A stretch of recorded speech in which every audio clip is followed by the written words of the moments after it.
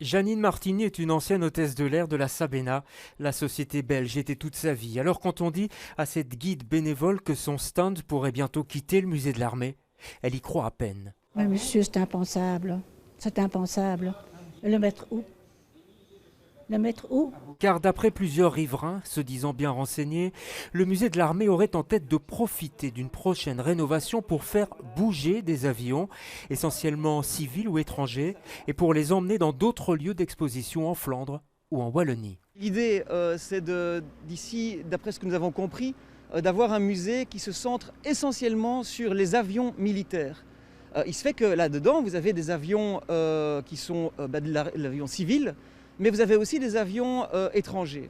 Et donc, eux souhaitent garder que le matériel militaire belge.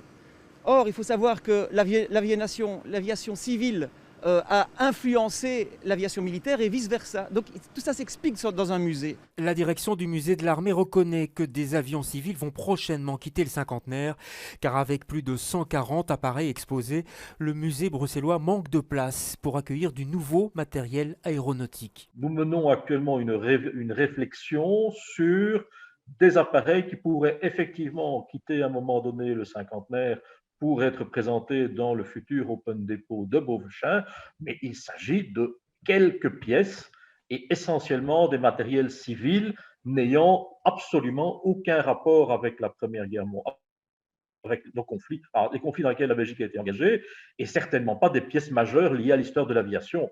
Je prends un exemple simple, un avion de tourisme n'a pas un intérêt majeur pour un musée sur l'histoire militaire. Que les amoureux de la Sabena se rassurent donc, les trésors de cette entreprise nationale ne sont pas encore prêts de quitter la capitale.